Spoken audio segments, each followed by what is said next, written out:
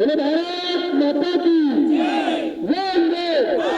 और जो हिंदू ईद की बात करेगा, और जो हिंदू ईद की बात करेगा, जो हिंदू ईद की बात करेगा, बोले भारत माता की जय जय जय जय जय शिवाजी,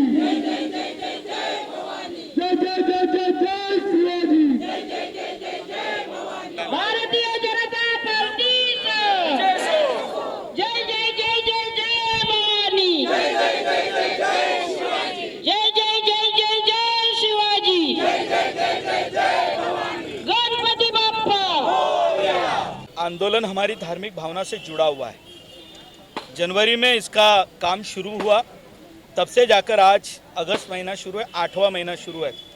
अब ये उन्हें जानकारी थी कि यह पारंपरिक रूप से विसर्जन होता है, या तो काम उस तरह से होना चाहिए था या अभी तक काम पूरा होना चाहिए था। ये जानबूझकर हो रहा है कि यहाँ पर शतकों से रहने वाले कोली समाज के लोगों को ये गणपति विसर्जन की जो सुविधा थी वो बंद हो जाए। और मुझे दुर्भाग्य से कहना पड़ता है कि दगड़ खैर जो अभी महेश पाटिल बने हुए हैं, यदि उनको इस बात की कल्पना थी तो मुंबई शहर में गणपति विसर्जन की पूरी जिम्मेदारी यह मुंबई महानगर पालिका की है। मुंबई महानगर पालिका तकरीबन 2 महीने पहले से इस विषय में अपना काम शुरू करती है। जब यह उन्हें पता था कि इस साल यहाँ विसर्जन नहीं होगा, तो ये जानकारी यहाँ के लोगों को देने के लिए आज अगस्त महीना क्यों हो रहा है? क्या यहाँ के लोगों को उन्होंने बुलाया था, इसकी जानकारी दी थी? जब ये लोगों को समझ में आया कि यहाँ इस साल विसर्जन नहीं होने देंगे, तब जाके वे लोगों से कह रहे और यहाँ पर आके उन्होंने बोर्ड लगाया। मुझे लगता है इससे दुर्भाग्यपूर्ण कोई बात हो नहीं सकती। यहाँ के गाँवठण के नागरिकों के भावनाओं से यह खेलने का प्रयास है। मैं आज आपके माध्यम से ये कहना चाहता हूँ, दगड़ खैर जी, ये मान लेता हूँ कि आप मुंबई महानगर पालिका के अधिकारी हैं, पुलिस आपका संरक्षण करेगी, आप अपना संरक्षण पुलिस से करा लीजिए। हमारी भावनाओं से खेलने के लिए आपने जो माध्यम असलम शेख को चुना है, तो असलम शेख को हम राजनीतिक दृष्टि से निपट लेंगे, लेकिन आपको जो सबक सिखाना है वो भारतीय जनता पार्टी मालाड पश्चिम में सिखा के रहेगी। गए 2 साल में आपने असलम शेख को जिन जिन कामों में वे कानूनी थे, गैर कानूनी थे, अब सबका चिट्ठा खुलेगा। अब असलम शेख को जिन जिन कामों में आपने मदद की थी, अब असलम शेख आपको बचाएंगे। अब भारतीय जनता पार्टी और शिवसेना, इनकी महाराष्ट्र में सत्ता आई है।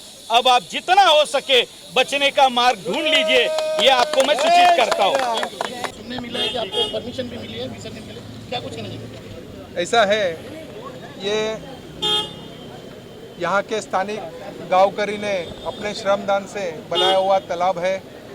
कई सालों के इसका इतिहास है और यहाँ के अड़ोस पड़ोस के सभी लोग यहाँ गणपति विसर्जन के लिए जब आते हैं तो अपने ढोल ताशे के साथ आते हैं, मिरवणुक से आते हैं और यहाँ विसर्जन करते वक्त यहाँ एक धार्मिक और भक्तिमय वातावरण रहता है। गणपति बप्पा मोरिया के गजर में यहाँ के लोग यहाँ विसर्जन करते हैं और एक आनंदमय वातावरण हो जाता है।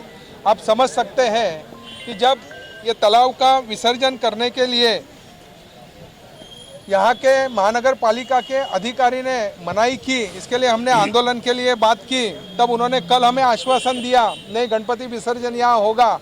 लेकिन आज असल में यहाँ तालाब पे आने के बाद जो तालाब की दुर्दशा, यहाँ के असलम शेख आमदार, उन्होंने अपने फंड का दुरुपयोग करके पूरे नियम का और पूरा जो अटी नियम रहता है उसका पूरे उस नियम की धज्जियां उड़ाते हुए ये तालाब की एक तो साइज कम कर दी, इसमें से पूरा पानी निकाला भराव के नाम पे और एक बीच में रैम बनाया, तालाब के 2 टुकड़े किए। इससे यहाँ के सभी लोगों में एक नाराज़गी है। इसके बारे में हम आने वाले समय में आदरणीय खासदार जी गोपाल शेट्टी जी के नेतृत्व में इसके बारे में हम जरूर चर्चा करेंगे। लेकिन आज महानगर पालिका के अधिकारी और माड़ा के अधिकारी ने फ़ोन पे बोल के ये गणपति विसर्जन के पहले तालाब गणेश भक्तों के लिए खुला किया जाएगा और हर साल जिस तरह धामधूम से यहाँ गणपति विसर्जन होता है वैसा यहाँ गणपति विसर्जन होगा, ऐसा आश्वासन मुंबई महानगर पालिका के अधिकारी ने भी यहाँ आके दिया। देखिए, बात ऐसी है, मुंबई महानगर पालिका की ये जिम्मेदारी होती है गणेश उत्सर्जन की पूरी व्यवस्था करें। ये सालों साल मुंबई शहर की परंपरा है और यही मुंबई महानगर पालिका इस तालाब में जहाँ हजारों मूर्तियाँ विसर्जित होती है उसको 2 टुकड़ों में बांटती है। इतना ही नहीं, इस तालाब को छोटा करने का काम कर रही है।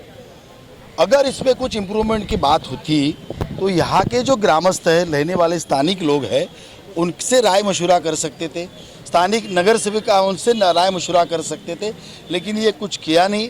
सिर्फ अपना एक अंदर का एक हिडन एजेंडा लेकर ये हमारे यहाँ के विधायक काम कर रहे हैं, ऐसा मुझे लगता है।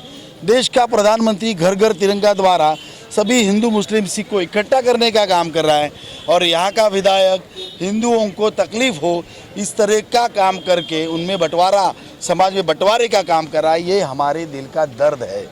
मैं आमदार को ये कहना चाहता हूँ, हनुमान जी का अपमान किया, हनुमान चालीसा का विरोध किया तो किसी को घर पे बिठाया, कोई घर पे बैठ गया, आप बाप्पा का अपमान कर रहे हो, बाप्पा का अपमान कर रहे हो, बाप्पा भी आपको जल्दी घर पे बिठाएगा, आपको भी उद्ध्वस्त करेगा।